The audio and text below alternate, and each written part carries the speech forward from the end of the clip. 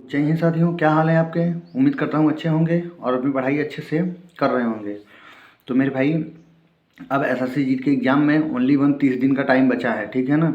30 दिन का टाइम बचा है। इस 30 दिन को आपको एक अच्छी स्ट्रेटेजी के साथ पढ़ाई करनी होगी, ठीक है ना। यदि आपको एक सीट अपना पक्का करना है, एक सीट लेना है, तो भाई ये एक महीने तक पूरे जियो जान से एकदम मेहनत कर दीजिए, ठीक है। तो हमने आज बोला था भाई कि ये जो 30 दिन मेरा एग्ज़ाम बचा है, 30 दिन हमने टेक्स्ट बुक का फुल मॉक टेस्ट जो भी आता है, ठीक है, जो कि 40 मॉक टेस्ट उसमें दिया है। हम डेली का डेली एक मॉक टेस्ट सॉल्व करेंगे, ठीक है। मॉक टेस्ट सॉल्व करेंगे और इसमें आपको अपना स्कोर भी बताएंगे, ठीक है। स्कोर बताएंगे कि किस सब्जेक्ट में कितना आया, कितना करने लायक था, कितना नहीं, हार्ड था लेवल कि ईजी था, ठीक है।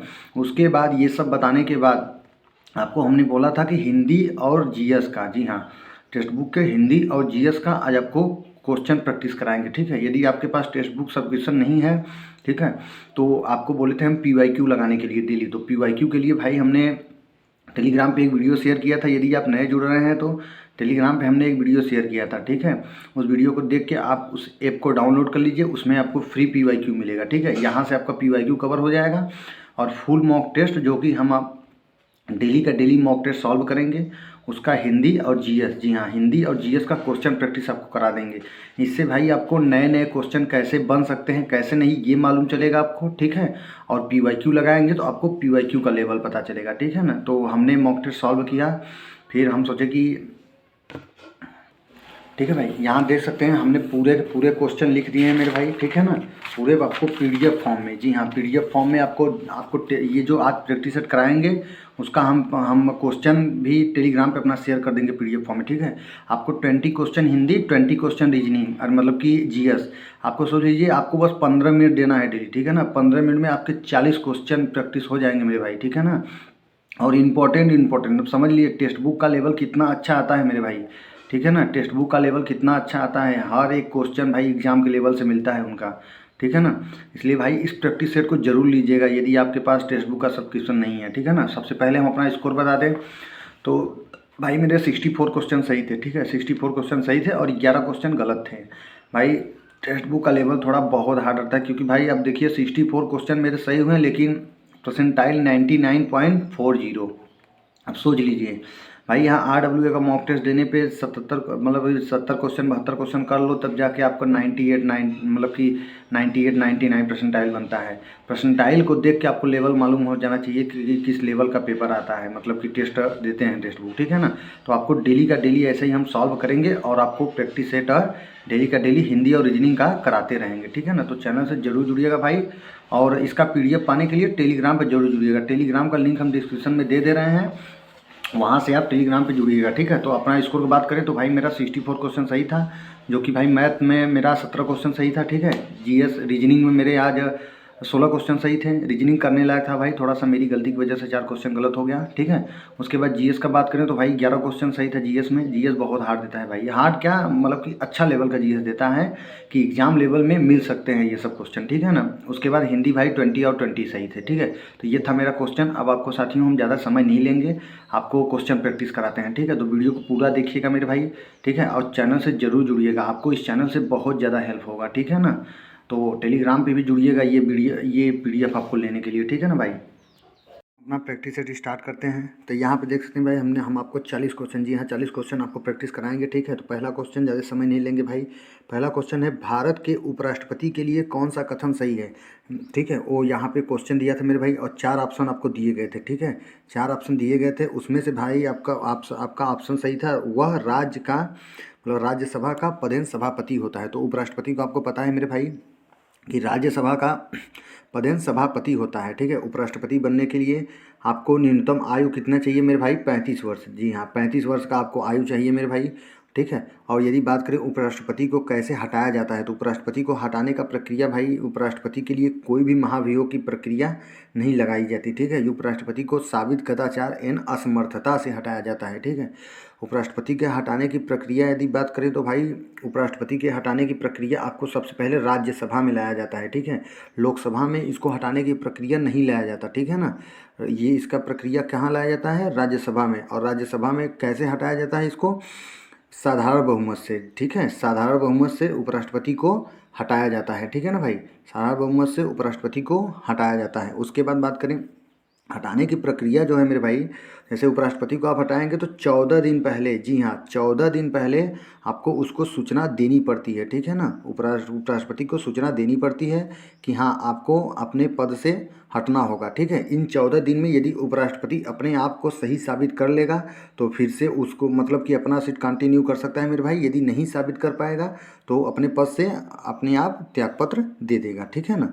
तो ये था क्वेश्चन 1 भाई। बात करें क्वेश्चन 2 की, तो क्वेश्चन 2 यहाँ पे देख सकते हैं मेरे भाई। क्वेश्चन 2 क्या था, निम्नलिखित में से कौन सी वाटर रोड विकास परियोजना, जी जी हाँ, निम्नलिखित में से कौन सी वाटर रोड विकास परियोजना केंद्र सरकार द्वारा प्रायोजित है, ठीक है, जिसका उद्देश्य ग्रामीण जनसंख्या को जल संरक्षण के लिए सक्षम बनाता है। तो भाई ये आपको हम टेक्स्ट बुक का प्रैक्टिस करा रहे हैं, जो कि क्वेश्चन टेक्स्ट बुक में पूछा गया था वही सेम टू सेम क्वेश्चन यहाँ पे लाए हैं। तो इसका आंसर क्या हो जाएगा मेरे भाई, हरियाली, ठीक है। अगला क्वेश्चन बात करें तो कौन सा वाद्य यंत्र, जी हाँ कौन सा वाद्य यंत्र पर एक ऊर्ध्वाधर स्थिति में, ठीक है। तो बात करें यदि क्वेश्चन पूछेगा कि कौन सा वाद्य यंत्र आमतौर पर एक ऊर्ध्वाधर स्थिति में और धनुषाकार, जी हाँ धनुषाकार धनुष के साथ बजाया जाता है, ठीक है। तो इसका आंसर क्या हो जाएगा मेरे भाई, सारंगी। सारंगी कैसा होता है, एक ऊर्ध्वाधर भाई धनुषाकार होता है, ठीक है। आप देखे होंगे, नहीं देखे होंगे गूगल पे सर्च करके आप देख लीजिए, ठीक है ना। तो इसका आंसर क्या हो जाएगा भाई, सारंगी, ठीक है। बात करें अगला क्वेश्चन का, तो अगला क्वेश्चन है मेरे भाई छऊ, जी हाँ छऊ किस राज्य में प्रचलित है। तो छऊ आपको पता होगा साथियों 3 राज्य में प्रचलित है मेरे, ठीक है। 3 राज्य में छऊ मेरे 3 प्रकार के होते हैं, ठीक है। एक होते हैं पुरुलिया छऊ, ठीक है, एक होता है भाई पुरुलिया छऊ, ठीक है, एक होता है मयूरभंज छऊ, ठीक है, एक होता है मयूरभंज छऊ, ठीक है ना भाई, एक होता है पुरुलिया छऊ, एक होता है मयूरभंज छऊ,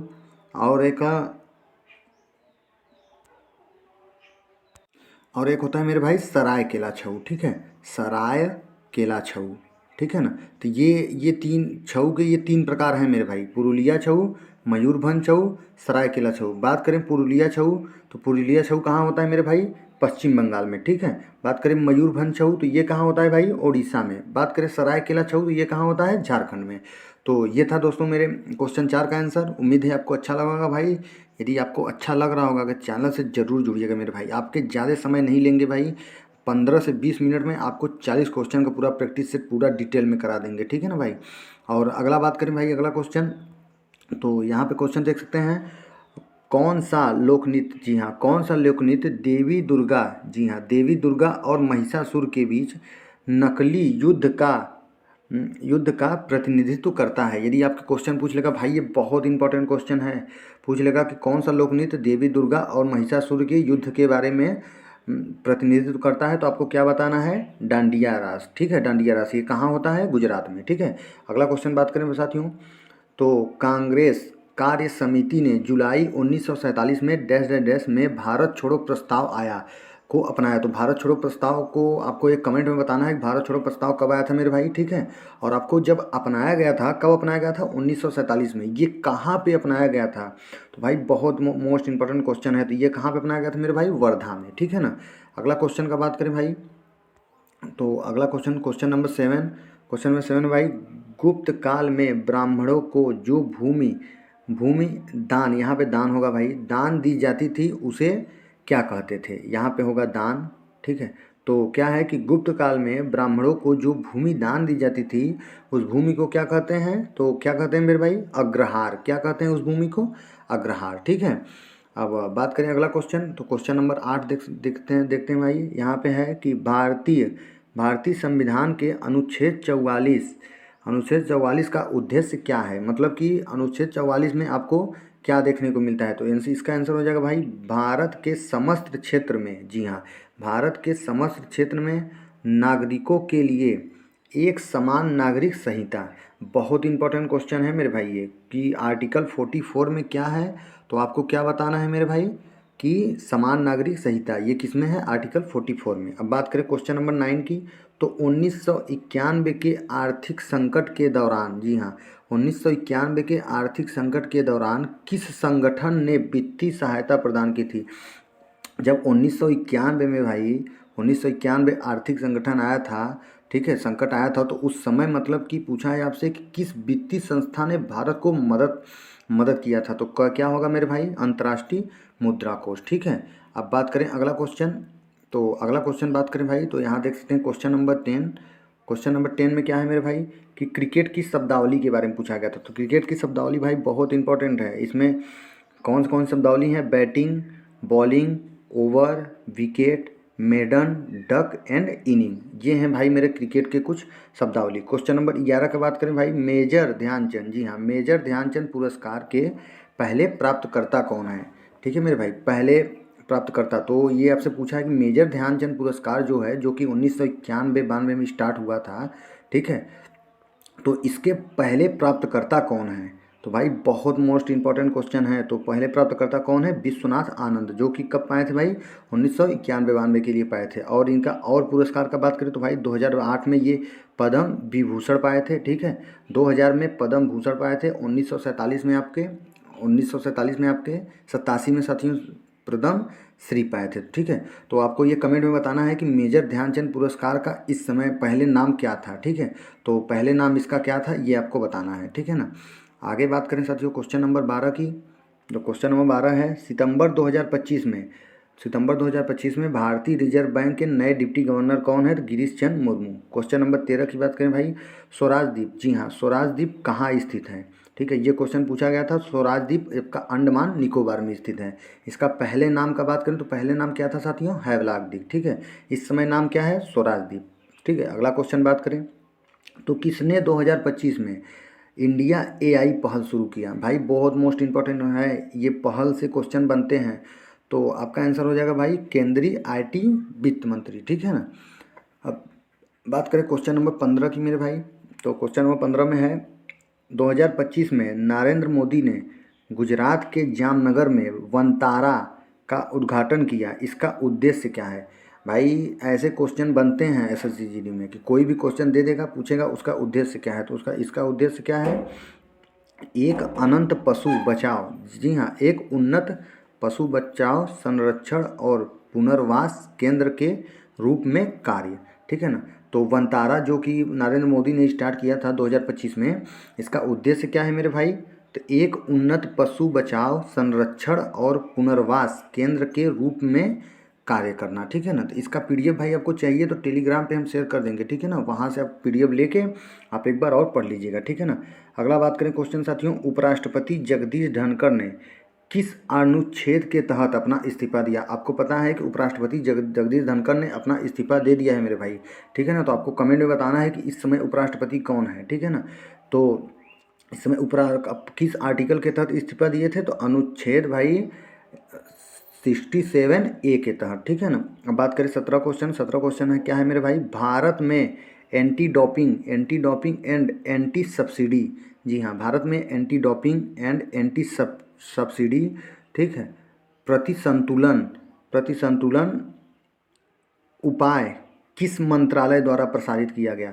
तो आपसे क्वेश्चन पूछेगा मेरे भाई, पूछा था कि एंटी डोपिंग और एंटी सब्सिडी, ठीक है, किस मंत्रालय द्वारा प्रसारित किया गया था, तो वाणिज्य और उद्योग मंत्रालय। ठीक है। क्वेश्चन नंबर 18 की बात करें भाई, संयुक्त राष्ट्र ने सर्वोच्च पर्यावरण सम्मान champion of the earth award 2024 ये किसने जीता, तो माधव गाडगिल ने जीता। ठीक है ना भाई, करेंट भी बहुत इंपॉर्टेंट है जो क्वेश्चन इसमें पूछा जा रहा है। अगला क्वेश्चन भाई क्या है, क्वेश्चन नंबर 19, 2024 में भारत के पर्यावरण नियमों के अंतर्गत दंड और हरित मंजूरियों को लागू करने के लिए किस प्राधिकरण को मजबूत किया गया। ठीक है ना, तो इसका आंसर हो जाएगा केंद्रीय प्रदूषण नियंत्रक मंत्रालय। ठीक है ना भाई, ये था मेरा भाई जीएस का। अब बात करते हैं हिंदी का। भाई हिंदी आप बहुत मोस्ट इम्पॉर्टेंट है हिंदी, आपको 20 और 20 अगर करना है तो इस तरीके से क्वेश्चन प्रैक्टिस करना होगा। तो हिंदी में पूछा गया था भाई कि दोहरा लाभ होना, दोहरा लाभ होना का अर्थ क्या होता है? आम के आम कुटुलियों के दाम, ठीक है ना। जैसे कि आम के आम कुटुलियों के दाम आपसे पूछ सकता है, इसका अर्थ क्या होगा? तो दोहरा लाभ होना या दोहरा लाभ होना आपसे पूछेगा तो ये पूछेगा कि इसका मुहावरा क्या होगा, ठीक है। अब दूसरा क्वेश्चन भाई पूछा था कि शुद्ध इसमें आपको बताना है, ठीक है। यदि आप मॉक टेस्ट लगाएंगे तो आपको यही दिखे, मतलब कि शुद्ध के बारे में आपसे पूछा गया था। तो राष्ट्र की उन्नति और शक्ति उसका एकता पर निर्भर है, ये मेरा एकदम शुद्ध लिखा गया था उसमें, ठीक है ना। क्वेश्चन नंबर 3 की बात करें तो शुष्क का विलोम पूछा गया था मेरे भाई। शुष्क का विलोम क्या होता है? आर्द्र। क्वेश्चन नंबर 4 की बात करें तो दोस्तों के ग्रुप में कोई एक ऐसा दोस्त जरूर होता है जो इधर उधर की खूब हाँकता है, ठीक है ना। ये फिर उसके बाद ये था भाई, ये जो रेखांकित लाइन हुआ है, ठीक है, इस रेखांकित लाइन को आपको मतलब कि प्रतिस्थापित करना था, मतलब कि इसको इधर उधर का खूब हाँकना जो है, इसको और किस अर्थ में आप बोल सकते हैं। तो उसके लिए आप कौन सा शब्द प्रयोग कर सकते हैं? बेकार की बातें या गप मारना, ठीक है ना। इधर उधर हाँकना का अर्थ क्या होता है? बेकार की बातें करना या फिर गप मारना, ठीक है ना। अगला क्वेश्चन भाई, अपने चाय वाय पी ली होगी, ये क्वेश्चन था। इसमें आपको पूछा था कि चाय वाय क्या है, तो ये क्या है भाई? सार्थक और निरर्थक। उसके बाद प्रतिस्थापन से एक क्वेश्चन था मेरे भाई कि वह प्रतिदिनों ऐसा ही करता आया है, ठीक है ना। इसको आपको प्रतिस्थापन करके सही करना था, तो आपको वह प्रतिदिनों के जगह पे क्या आपको लिखना है? वह प्रतिदिन, ठीक है ना। उसके बाद अनेकार्थी शब्द के बारे में पूछा था। अली, अली का अनेकार्थी क्या होगा मेरे भाई? तो यहाँ देख सकते हैं हमने जितने भी अली का अनेकार्थी होता है सब लिख दिए हैं। तो क्या होता है?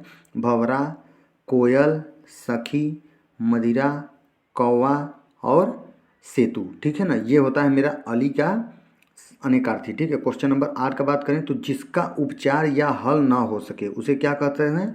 असाध्य, ठीक है। जिसका उपचार या हल ना हो सके उसको क्या कहते हैं मेरे भाई? असाध्य, ठीक है ना। क्वेश्चन नंबर 9 का बात करें तो मेरी शंकाओं का डैश डैश डैश हो जाना चाहिए, इसका आंसर क्या होगा? समाधान, ठीक है। अब क्वेश्चन नंबर 10 की बात करें तो पीयूष का पर्यायवाची आपसे पूछा गया था। तो पीयूष का पर्यायवाची क्या होगा मेरे भाई? अमृत, सुधा, प्राण रस, दूध, क्षीर और अमीय, ये क्या होता है मेरे भाई? पीयूष का पर्यायवाची, ठीक है ना। अगला क्वेश्चन बात करें भाई तो अगला क्वेश्चन है क्वेश्चन नंबर 11, रोटी का बहुवचन। रोटी का बहुवचन क्या होगा? रोटियां। फिर त्रुटि के बारे में आपको क्वेश्चन नंबर 12 पूछा गया था। मैं उन्हों के, जी हाँ ऐसे ही भाई क्वेश्चन था, मैं उन्हों के पिताजी से जाकर मिला। तो ये जो उन्हों के लिखा है इसके स्थान पे आपको सही चीज़ लिखना है, ठीक है ना। तो वही पूछा था कौन सा इसमें गलत है, तो इसमें गलत क्या था? मैं उन्हों के। इसका अगर शुद्ध बात करें तो उनके, तो क्वेश्चन क्या हो जाएगा पूरा? मैं उनके पिताजी से जाकर मिला, ये मेरा शुद्ध होगा। क्वेश्चन नंबर 13 की बात करें भाई तो पुत्र की प्रतीक्षा में माँ वर्षों तक आंसू बहाती रही, ठीक है ना। तो पूछा था कि इसमें से आंसू का तत्सम क्या होगा, तो क्या होगा मेरे भाई? अश्रु, ठीक है ना। वर्तनी से पूछा गया था भाई कि वह बहुत ईर्ष्यालु औरत है, तो ईर्ष्यालु को आपको कैसे शुद्ध लिखना है? तो यहाँ पर देख सकते हैं वह बहुत ईर्ष्यालु, जी हाँ ईर्ष्यालु ऐसे लिखा जाएगा आपका, ठीक है। ईर्ष्यालु औरत है, ठीक है ना। अब क्वेश्चन नंबर 15 का बात करें तो क्वेश्चन नंबर 15 मेरे भाई कि भारत भारत कौन सी संज्ञा है, मतलब भारत कौन सी संज्ञा है? तो ये कौन सी संज्ञा है मेरे भाई? व्यक्तिवाचक संज्ञा। संज्ञा के बारे में आपको पता होगा, संज्ञा जो कि मेरे 5 प्रकार के होते हैं मेरे भाई। व्यक्तिवाचक संज्ञा, जातिवाचक संज्ञा, भाववाचक संज्ञा, ठीक है ना। और बात करें तो समूहवाचक संज्ञा और द्रव्यवाचक संज्ञा। तो भारत जो कि हमेशा से एक हो, ठीक है, इसके अलावा कोई नहीं हो, उसे क्या कर सकते हैं मेरे भाई? जातिवाचक संज्ञा। यदि जैसे कि कोई आ जाए कि पुस्तक, तो पुस्तक का कोई नाम दिया है मेरे भाई? नहीं, तो ये बहुत सारे पुस्तक हैं, तो ये क्या हो जाएंगे? जातिवाचक संज्ञा, ठीक है। इसी प्रकार से आपका संज्ञा पूछा जाता है। और फिर आपके 5 गद्यांश दिया था मेरे भाई, तो गद्यांश को आपको हम टेलीग्राम पे शेयर कर देंगे। गद्यांश का आपको आंसर हम यहाँ पे दे दिए हैं, ठीक है।